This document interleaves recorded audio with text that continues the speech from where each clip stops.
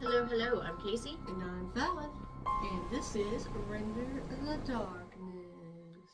Hi. Welcome. Hello, hello. Thank you for joining us. Yikes.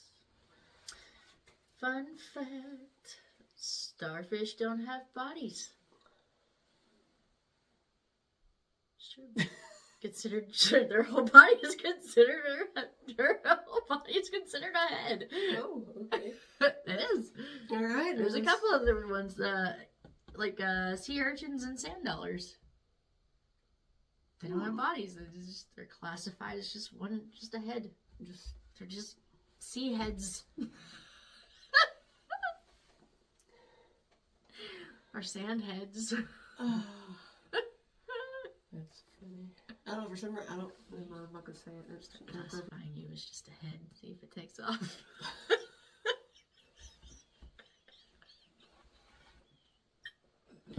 Sorry.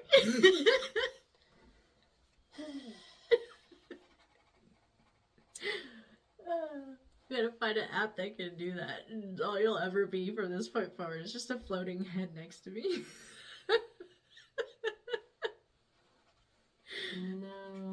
No. We can put you in like a glass jar. Yeah, see, and then that would be the day I just, you wouldn't see me no more. Well, not most of you. No, you wouldn't even see my head anymore. I'd just be gone. Be like, well, Your head's not that little. Oh, you would be gone. Gotcha. Alright, we've gotten a little away from our episode. Back to the episode. Anywho, so this episode is a WTF, and what we're going to talk about today are some haunted places in Italy. Italy. Yes, Italy. Yeah, Italy. Now, the first place we're going to talk about is the famous and very haunted, hopefully I say this correctly, the Pavaglia Island. Now, the island was first used as a port for years after the Roman Empire. In the 9th century, it became pretty popular, and so its population and importance grew. But after Venice was attacked in 1379 by the Genoa fleet, the people were taken from the island and moved to the, hopefully I say this correctly again, Giudecca, and the island sat abandoned for many years. I just want to do a total side note here.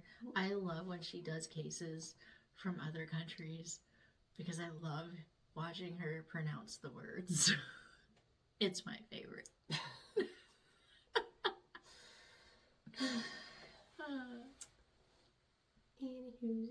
Maybe there'll be some colonials in this story. Maybe. Colonial Sanders. Anyway, sorry. So during the time of the Black Death in the 1700s, among other plagues, the island became a place of quarantine for the people who contracted the plague. Now, unfortunately for those people, being taken to the island was a sign that they weren't going to be alive much longer, because those people that died on the island would be buried or burned, and the ones alive would be left there to live out their final days. Now, it's said that 100,000 people were sent to the island, and because of that, it became a huge burial ground. In 1922, a hospital was built on the island to keep the mentally ill out of the city. Some people think that there was a doctor that did really bad things to the patients. In 1946, that hospital was closed and then used as a long-term care center until it was closed in 1968. A little while later, it was used for farming before it was abandoned again. In 2014, the island was auctioned as a 99-year lease.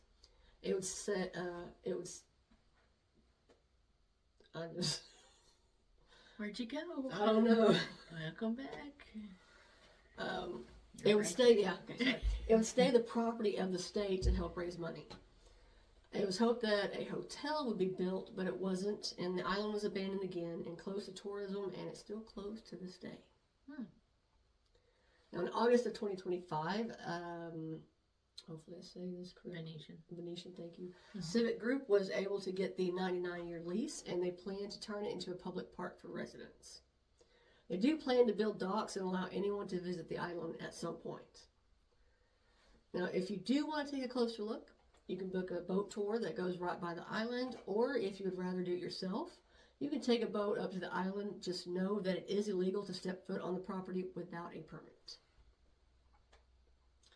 Now that we've learned a little bit about the history, let's talk about the paranormal activity that's said to happen on the island. Floating head.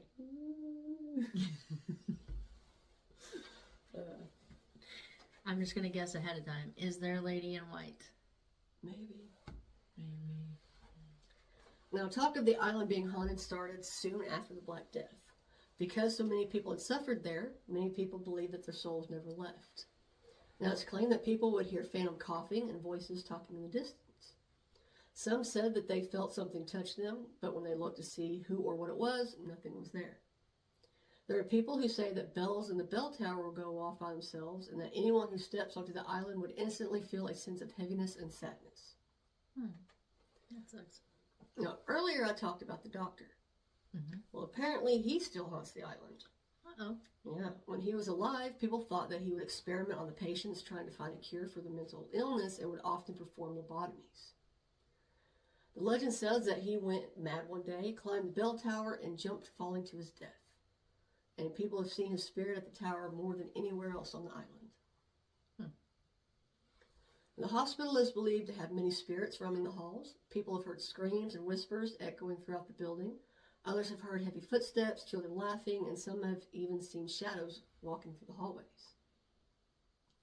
Now, there is a story of a photographer that went to the island and went to the hospital. While he was there, he started to record, thinking he may catch something while he was there. The spirits didn't disappoint.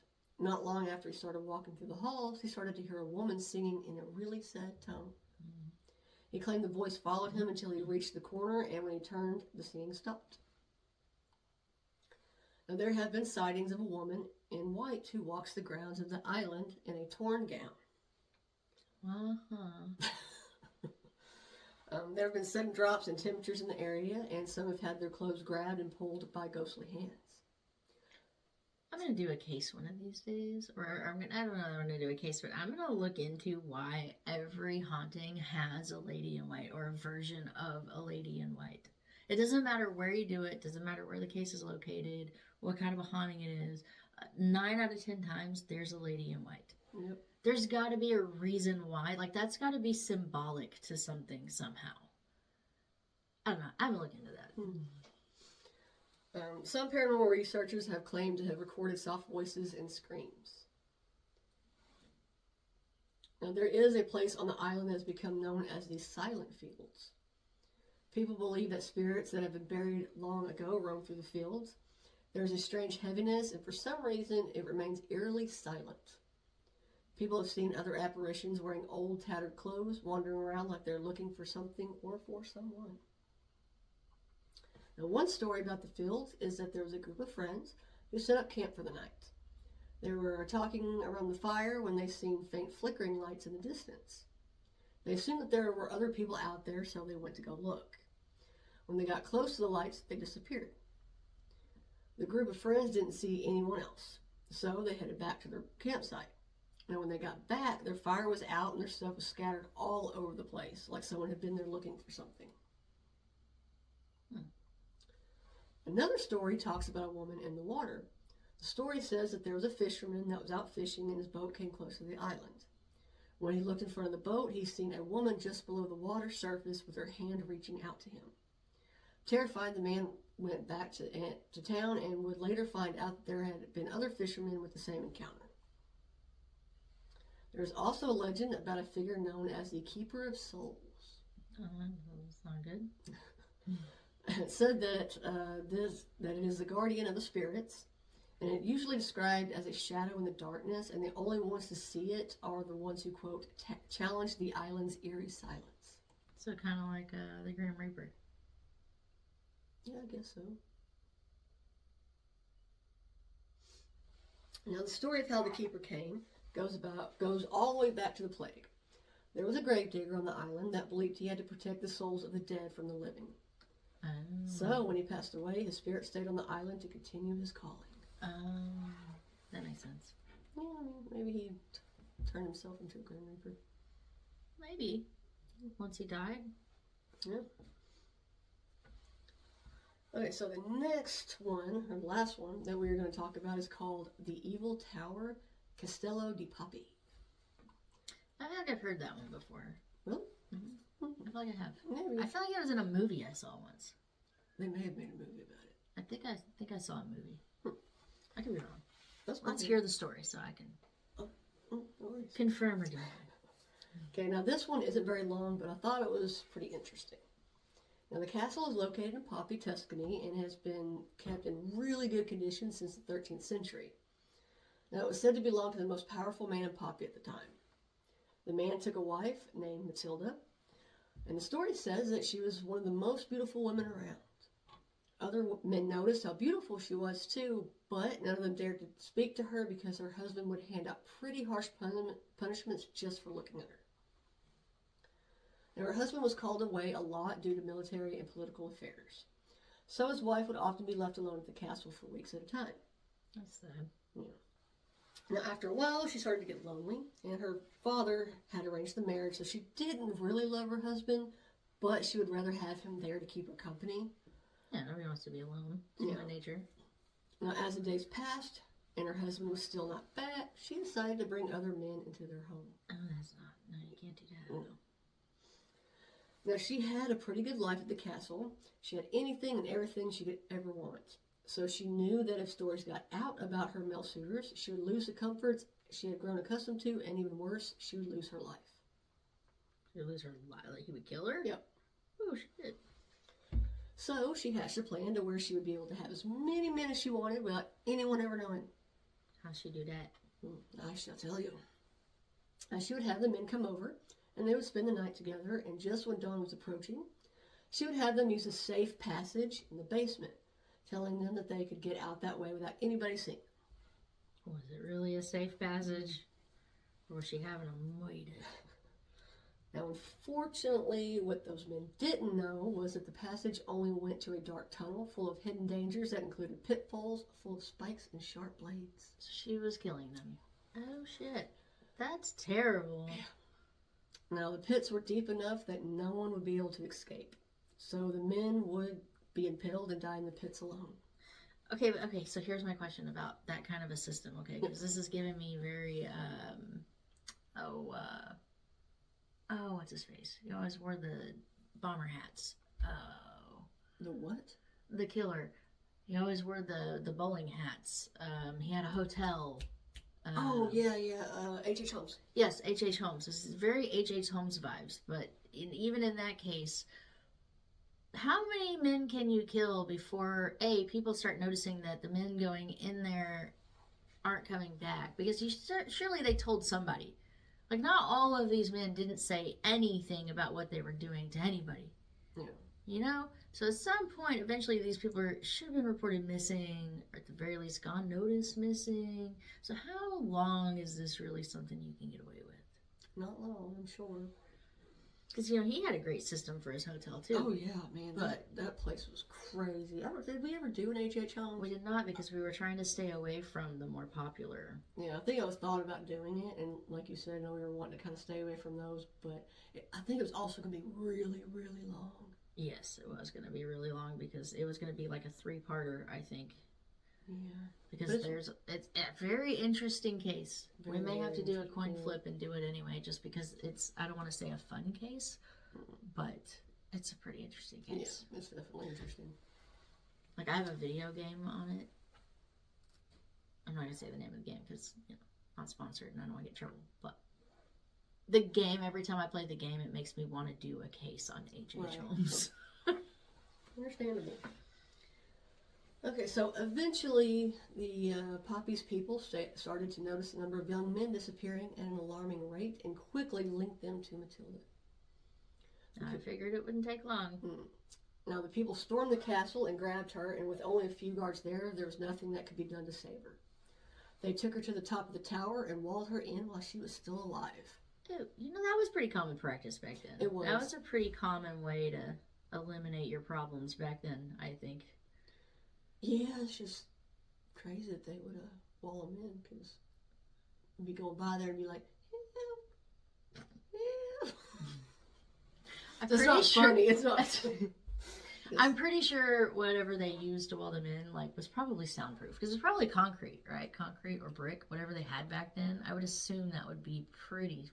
But then again, I don't know because you also hear stories back of people back then that could hear like scratching in the wall and stuff like that. So I don't know. Maybe they could hear an occasional "help me." Mm-hmm. Now, many people believe that her soul never left the castle and she still walks through the corridors. Now, people have claimed to see a beautiful woman wearing white looking out the window with a sad look on her face. But I'm white. Mm-hmm. Others have claimed that if you visit the museum, you can sometimes hear the soft, seductive voice of a woman that causes, quote, shivering, cold, and pleasure. Goosebumps. I don't know why, because I know you said soft, seductive. Yeah. I thought you said sausage off. You thought I said what again? I thought you said sausage off voice. Oh my goodness gracious. Why, that's what I heard. But anywho, that is 2 haunted places in Italy. I would like to go to both of these places. I would love to go to Italy. I would love to go anywhere in Italy, for real. I would, but especially, I would imagine most places in Italy are haunted. Yeah, probably. Most places in Italy, probably Scotland, or any place with a castle, I believe would probably be haunted. Because, you know, way back in the day, they had some serious violence. Yeah. In pretty much all of those places, so that's just my opinion. Well, no, they did. They were very, very, very violent back in the day. I mean, you didn't do something they didn't like, they put your head on a stake for all to see. I mean, yeah, and not to seclude those countries. It wasn't just those countries. No, like, it was all over the world, you know, because, you know, it's just how people got things done back then. But also, I don't know, those are interesting stories. Thank you for sharing. Anytime. Come back. I got more. Anytime I hear a story where you're talking about a sausage off voice of the spirit, I really want to go there. You just want to hear me tell stories, to hear me mispronounce things. You did not mispronounce that at all. You said it correctly. It's just the way that, because you ran the words together, that's the way it sounded in my ear. Oh, yeah. Well, no, I just mean, you were talking earlier. Oh, yeah, I do like to hear that, though. That is fun. I do miss... That is fun for me. A lot of words. And I think what makes it fun for me is that because I'm sitting here and I can see your computer screen and I know kind of how you set up your cases, I know the links that you go to not pronounce these words incorrectly. Yeah, and I still do it 90% of the time.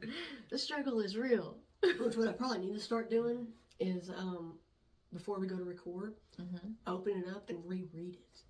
And hear the pronunciation, so that way, you know, maybe I might have a little... Your memory is shit. That will not work.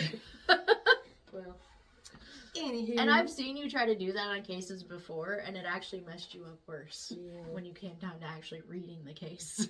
Because, like, I just read that. That's not what that said. Yeah. What can you do? That's super fun. Thank you for sharing. Anytime. A couple haunted places in Italy. Italy will be back for more haunted stories because we know you got them. We'll do it.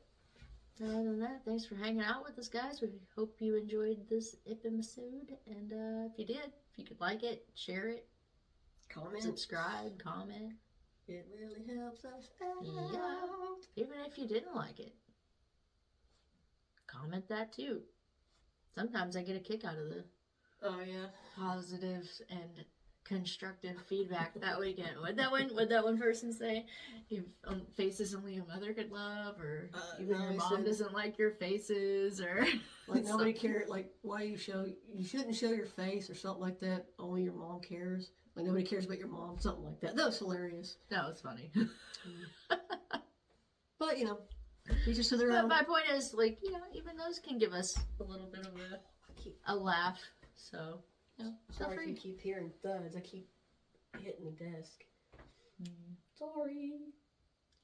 Other than that, that was our episode. So, see ya.